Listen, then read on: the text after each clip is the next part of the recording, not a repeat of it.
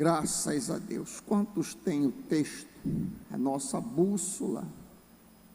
Nós estamos revisitando a oração mais importante da Bíblia, a oração do Pai Nosso. E hoje nós vamos examinar Mateus 6, 10, parte A. Mateus, tu abres em Mateus 6, versículo 10, primeira parte. Lá está escrito: venha, essa é a segunda petição, venha o teu reino. Deixa a Bíblia aberta no teu colo.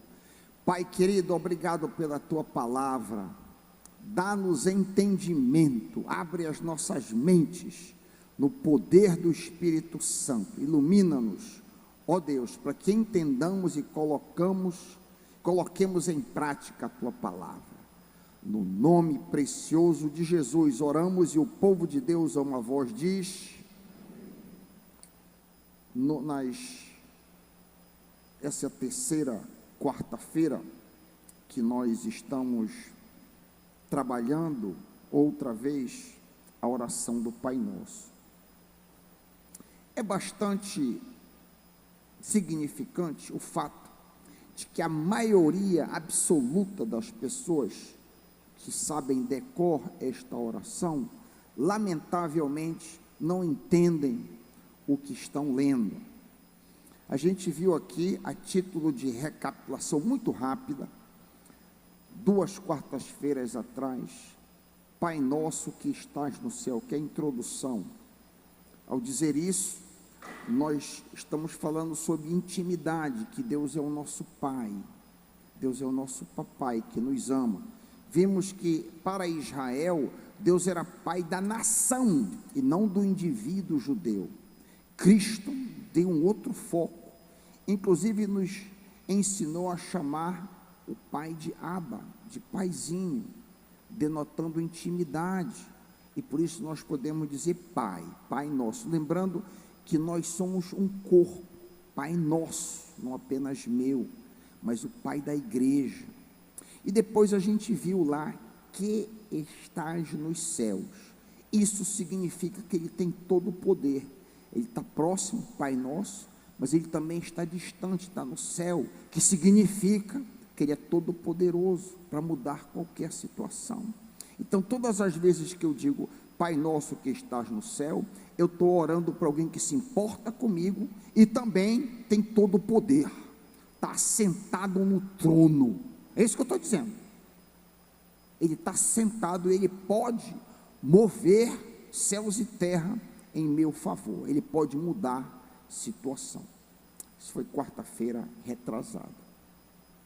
Quarta-feira passada, a gente orou a primeira petição, Mateus 6, 9b, santificado seja o teu nome.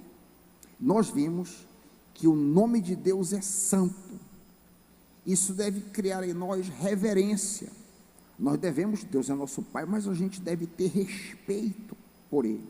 É isso que a gente diz quando a gente diz, seja santo o teu nome. E nós vimos uma das grandes tragédias aqui, de muita gente, muito crente, que usa o nome de Deus como vírgula, ou como uma ênfase. Pior ainda, muitos usam, blasfemam sem saber, dizendo, pelo amor de Deus. É uma ofensa tremenda contra Deus, porque é usado de uma maneira frívola, de uma maneira, eu já vi pastores, é um vício de linguagem, e aí então a pessoa diz, muito comum, é uma blasfêmia muito comum, inclusive entre pessoas que se dizem cristãos, ao dizer, repito, santificado seja o teu nome, que o teu nome seja honrado, que o teu nome seja respeitado, é isso que eu estou dizendo, que haja reverência pelo teu nome, neste mundo caído, neste mundo que te despreza, que as pessoas te adorem verdadeiramente.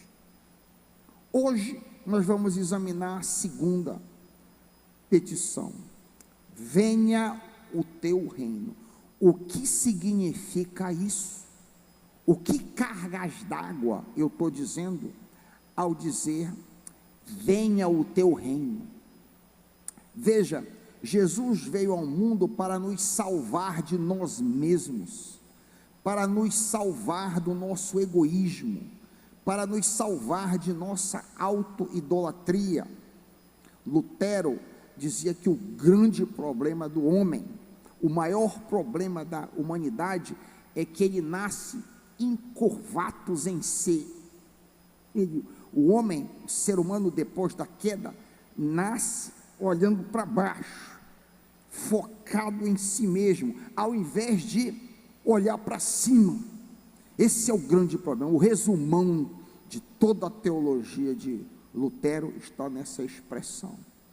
O homem está focado em si, nas suas necessidades, nos seus desejos, nos seus apetites, nos seus planos, nas suas ambições, ao invés de estar preocupado e focado em Deus. Então, Jesus veio nos libertar disso. Jesus veio quebrar essa amarra. Veja, no Antigo Testamento, Deus deveria ser adorado para que o povo obtivesse benesses dele, saúde, prosperidade, paz e bênçãos. Jesus nos salvou para que o adoremos independente de saúde, prosperidade, paz e bênção. Isso aqui é crucial, isso aqui. Uma diferença fundamental entre a antiga aliança e a nova aliança. João Batista veio adiante do Messias para preparar-lhe o caminho. No geral, Israel não aceitou a mensagem de João e, consequentemente, deixou de experimentar o que Cristo tinha preparado. A pregação de João Batista era extremamente simples, como vocês lembram. Arrependei-vos, porque é chegado o reino dos céus. Essa era a mensagem de João. O que significa isso? Voltem-se, não se ocupem das coisas da terra, mas sim se ocupem das coisas do céu. É o que o João estava dizendo. Qual a necessidade de João ter dito? Por que João Batista disse isso? Durante 1500 anos, de Moisés até Jesus, o povo de Deus esteve ocupado com bênçãos materiais. Na realidade, se examinarmos o lidar de Deus com seu povo, desde Abraão em Gênesis 12, lá de Gênesis até Malaquias, nós não encontraremos uma única bênção, ou uma maior bênção espiritual. Não há em todo o Antigo Testamento a noção de poder sobre o pecado. As promessas em toda a antiga aliança eram promessas físicas, só que é muito importante. As promessas eram, por exemplo, herdar a terra física, ter saúde, ganhar propriedades, ter proteção contra inimigos físicos, heteus, jebuseus, fariseus, girgazeus, o que quer que seja, ter muitos descendentes para manter vivo o nome e etc. As promessas das bênçãos condicionadas à obediência estão listadas de uma maneira bem compacta em Deuteronômio 28, 1 a 4. Vale observar também no mesmo diapasão que as maldições estavam igualmente conectadas a este mundo. Nada no Antigo Testamento, ou quase nada, é falado sobre o inferno, por exemplo, ou sobre o céu. É interessantíssimo isso. Praticamente muito pouco, vamos dizer assim. A ênfase de Gênesis até Malaquias é aqui e agora. Essa é a ênfase do Antigo Testamento. Tanto é que não há menção, por exemplo, de conquista espiritual. As conquistas, as lutas são lutas físicas no geral.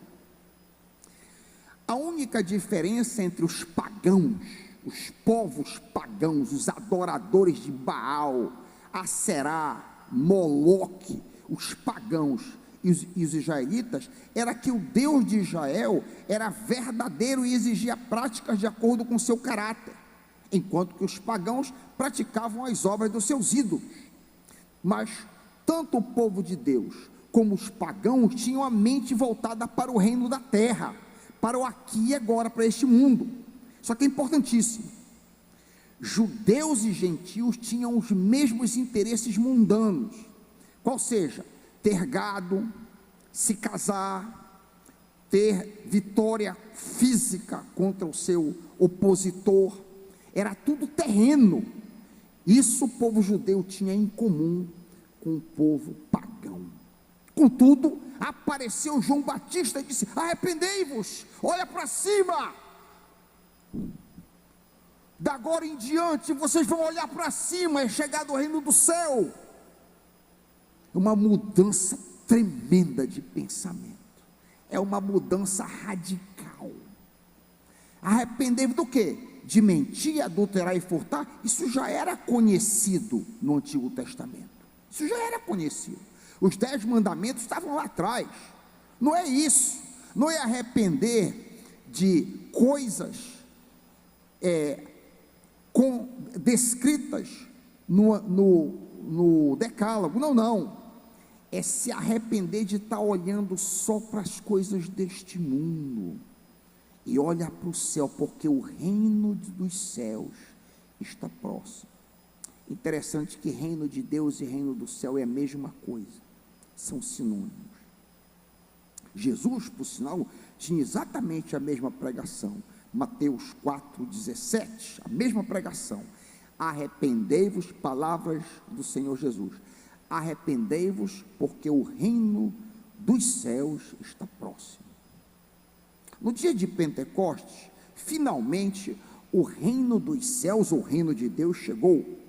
Lemos em Marcos 9,1, garanto-lhes, Jesus falando, que alguns dos que aqui estão, de modo nenhum experimentarão a morte, antes de verem, está aqui, o reino de Deus vindo com poder. O que Cristo está dizendo aqui é que, embora algum daqueles que ouviram as palavras dele naquele momento viessem a morrer, alguns viriam a chegada do reino com poder. Essa palavra remete a Atos 1,8, onde Jesus diz a seus discípulos que eles receberiam poder quando o Espírito Santo descer sobre vós. Descobrimos assim que a chegada do reino aconteceu na formação inicial da igreja no Pentecostes. A igreja do Senhor Jesus deveria ser uma miniatura do reino de Deus. Nós, os membros da igreja de Cristo, devemos ser uma demonstração do reino dos céus. Ou seja, a ocupação da nossa mente deve ser com coisas eternas e não com coisas temporais. Isso aqui é a diferença central. Isso aqui é o eixo central aqui. Nós, a igreja do Senhor, deve estar ocupada com valores eternos, principalmente, e não com as coisas desse mundo. Isso aqui não quer dizer que nós não devamos trabalhar, criar nossos filhos, buscar plano de saúde, nada disso. É uma questão de foco. Mudou o foco. O interesse até João Batista e Jesus era a terra. Esse era o foco total. Isso era onde estava o coração. Agora mudou. Chegou o reino dos céus. Buscai, não coloquem os tesouros onde a traça come, mas acumulem no céu. Isso é uma visão completamente diferente. Isso aqui é radicalmente diferente de tudo que foi visto até João Batista abrir essa cena e Jesus entrar. No dia do Pentecostes, então, irrompeu o reino dos céus através da igreja. Logo no comecinho da história da igreja, a igreja viveu o reino, porém, rapidamente, infelizmente, descarrilhou. Aí de Atos 1-5, a gente vê essa chegada, esse avanço do reino na igreja pelo mundo. Vemos, por exemplo, uma profunda, uma fortíssima convicção de pecado na igreja. Logo ali em Atos 2, uma marca do reino dos céus. Em Atos 2, 36 a 39, Pedro diz: saiba, pois, com certeza, toda a casa de Israel, que esse Jesus, a quem vós crucificastes, Deus o fez Cristo e Senhor. E eles, ouvindo isto, ouçam agora, compungiram-se em seu coração. Irmãos, o que faremos? Aqueles ímpios eram irmãos, eles estavam debaixo de convicção do pecado. Isso é uma marca do reino de Deus. Isso é uma marca de pensar no céu, a compulsão no coração. Uma outra marca aí desse período inicial da igreja, nesse período do reino de Deus, é o respeito, o temor do Senhor na igreja. Atos 2,43, em cada alma havia temor, e muitos prodígios e sinais eram feitos através dos apóstolos. Ainda outra marca do reino dos céus é a maneira como a igreja orava, como a igreja primitiva orava, no meio da tribulação, da perseguição, os crentes oram: olha para as ameaças deles, e livra-nos das ameaças, livra-nos dos perigos, não, concede aos teus servos que falem com ousadia. Olha que coisa tremenda! Concede aos teus servos, aos crentes, que falem com ousadia diante da perseguição. Isso aqui é viver do reino dos céus.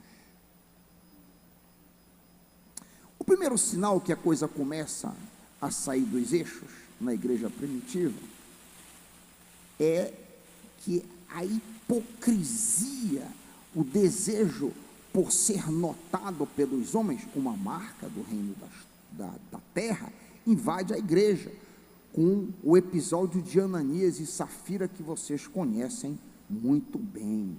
Foi a primeira penetração do reino da terra na igreja primitiva. Ananias e Safira, vocês lembram, haviam vendido uma propriedade e fingiram doar todo o valor à igreja.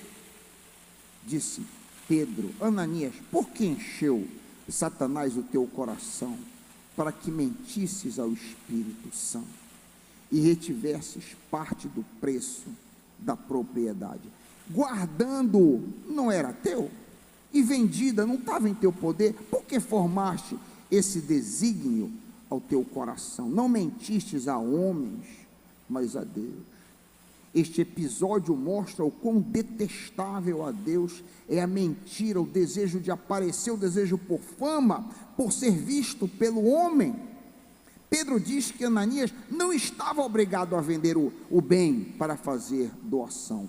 A igreja do Senhor não é e nunca foi comunismo. A igreja de Cristo não é um sistema comunista, pois todas as doações da igreja primitiva eram voluntárias. No sistema comunista você é forçado a dar. Esse não é o espírito da igreja do Senhor Jesus. Em segundo lugar, Ananias, caso ele resolvesse vender, ele não precisava dar nada para a igreja, não. E vendida, não estava em teu poder? Pergunta Pedro. Imaginemos que Ananias tivesse dito aos apóstolos que seus pais estavam com necessidade de recursos. Aqueles homens de Deus seriam os primeiros a dizer: entrega esse recurso para ajudar os teus pais, não vai fazer corbã, entrega. É inaceitável fazer ofertas a Deus enquanto os pais passam necessidade. Mateus 15, 1-9. O discernimento espiritual dos apóstolos se contrapôs ao casal Ananias e Safira. Podemos dizer que o desejo por honra no coração do casal os levou a praticar aquela hipocrisia. A morte de ambos suscitou, abre aspas, grande temor a toda a igreja e a todos quantos ouviram aqueles acontecimentos. Atos 5:11. O que nos causa admiração aqui é que a igreja que busca o reino dos céus suscita respeito da parte dos não crentes. Tem um texto em Atos 5:13 que eu acho belíssimo: ninguém ousava ser membro da igreja. Que coisa, né? Está aqui Atos 5:13. O respeito pela igreja primitiva era tão grande, abre aspas, que ninguém ousava ser membro da igreja, fecha aspas. Então era admiração pelos crentes. O reino de Deus na igreja é que faz com que todos a respeitem. O segundo sinal da ligeira invasão do reino da terra na igreja foi a questão do preconceito em relação à raça. Veja, as viúvas helenistas, grego-judaicas, estavam sendo preteridas em favor das viúvas hebreias, Atos 6, 1 a 4, vocês conhecem também essa história muito bem. Quando começa a haver diferenças na igreja, devido à cor da pele, veja, quando começa a haver diferença, discriminação na igreja, por causa de títulos acadêmicos, então, eu só posso fazer daquela pessoa diácono, se ele for professor, ou se ele for um doutor. Quando começa a haver esse tipo de coisa na igreja, nível social, tem que ganhar uma certa quantidade de dinheiro. Quando começa a haver, por exemplo, discriminação com relação a diferenças intelectuais, isso é tudo evidência que o reino da terra está penetrando na igreja. É um sinal de que o reino dos céus está sendo posto de lado. A maioria das pregações que vemos ao nosso redor fala sobre o reino da terra, bênçãos do aqui e agora, das promessas para este mundo.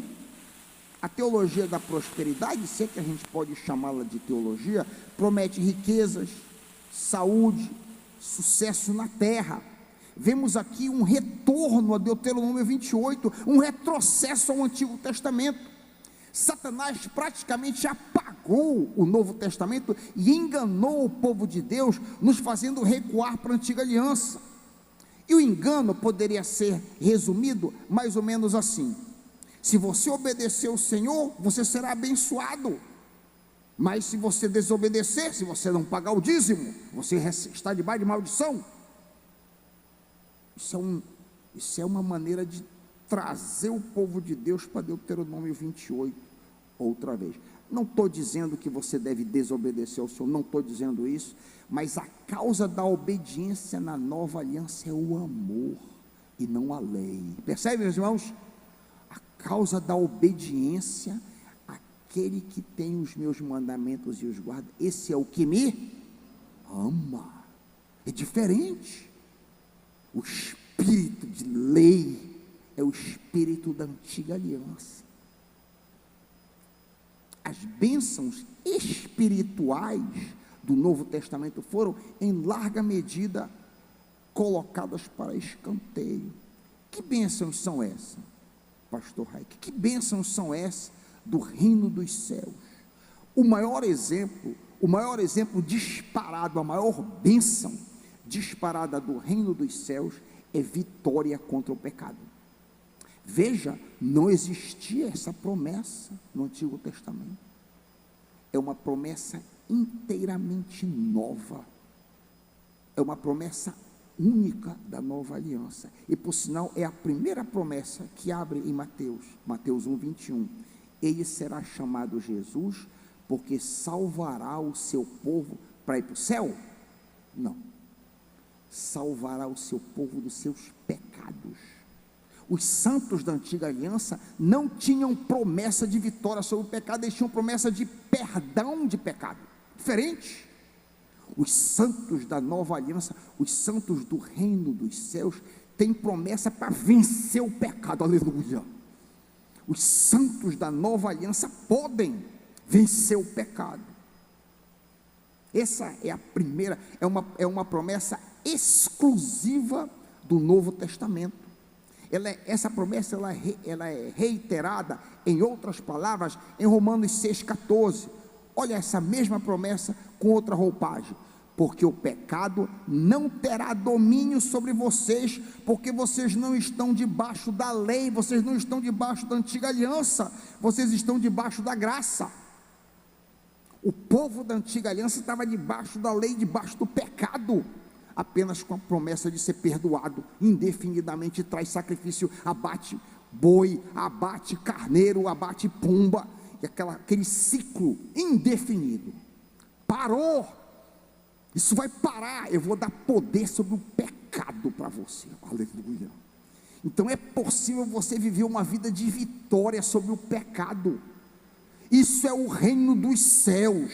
E a segunda promessa, preciosíssima também, a segunda promessa é que nós seremos cheios do Espírito Santo, ele vos batizará com o Espírito Santo. Isso é a mesma coisa que dizer, vocês serão cheios do Espírito Santo, Mateus 3,11,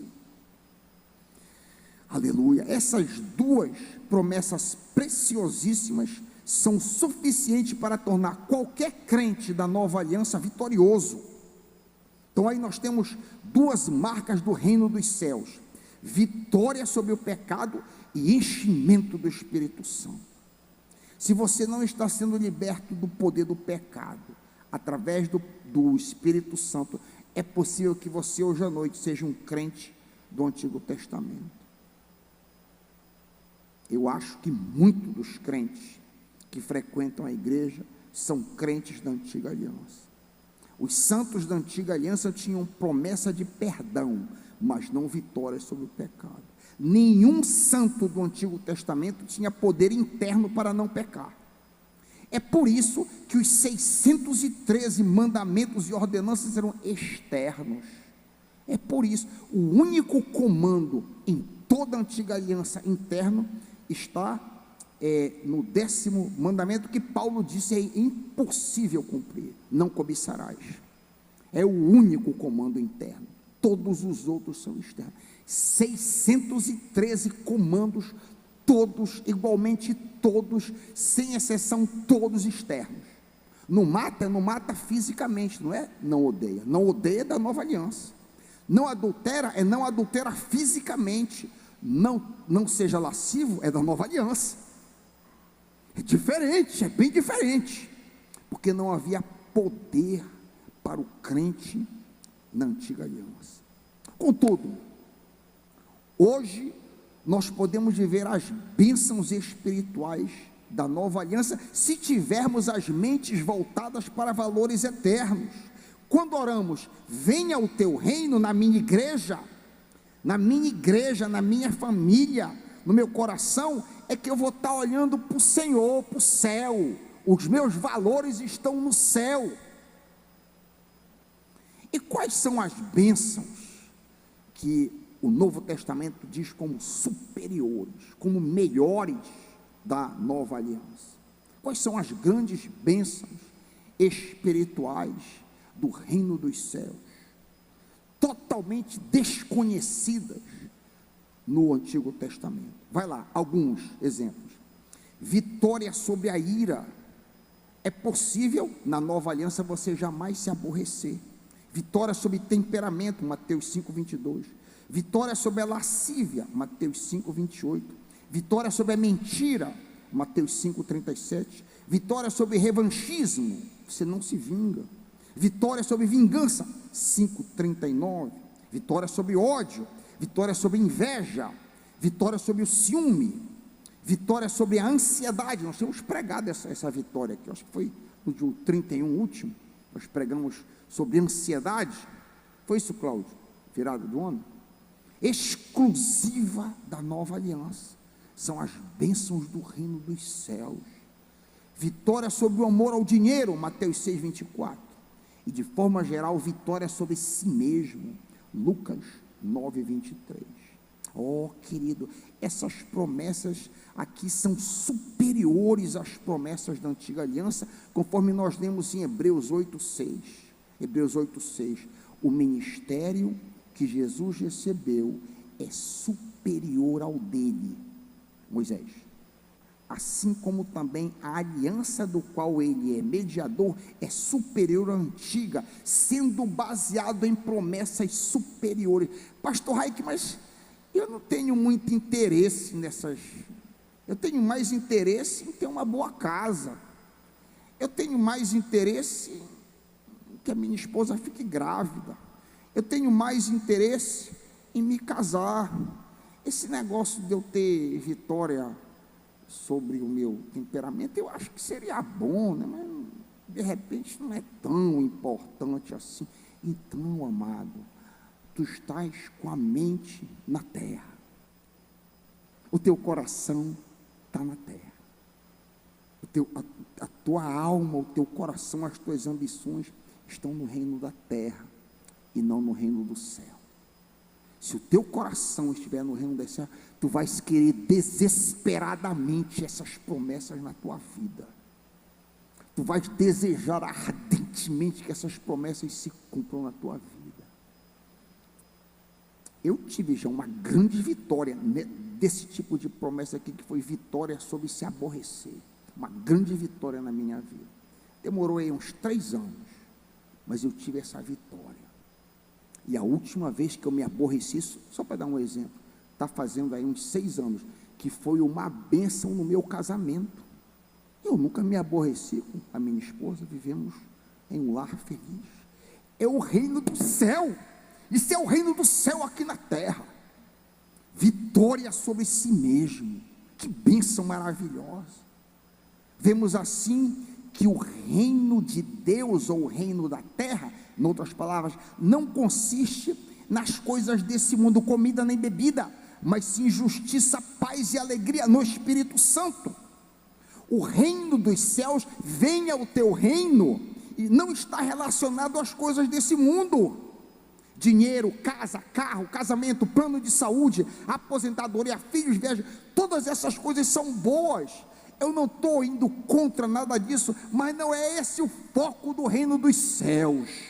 Não é esse o foco do reino dos céus. Ao dizer venha o teu reino, eu estou dizendo que eu quero que a minha mente esteja nos céus. Mesmo que a igreja não pregue a teologia da prosperidade, como disse, a grande quantidade de crentes cujas mentes estão ocupadas com o reino da terra. Nós precisamos nos avaliar, a começar de mim, se estamos cumprindo a ordem de Jesus quanto a entesourar bênçãos nos céus.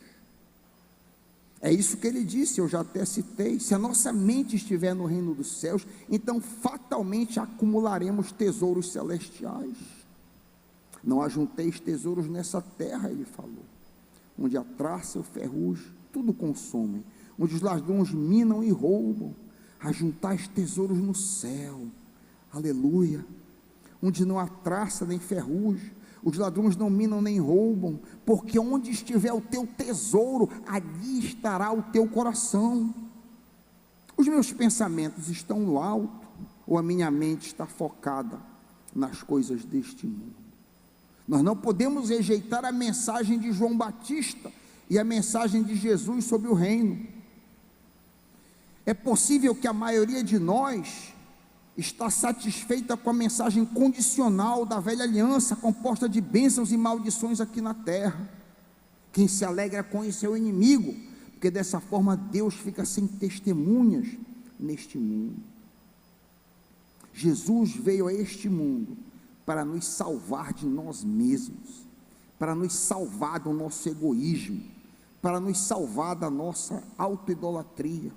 Uma vez salvo por Cristo, ao invés de eu adorar a mim mesmo, eu passo a adorá-lo. No Antigo Testamento, finalmente, terminando, Deus deveria ser adorado para que o povo obtivesse saúde, prosperidade, paz, bênçãos, etc.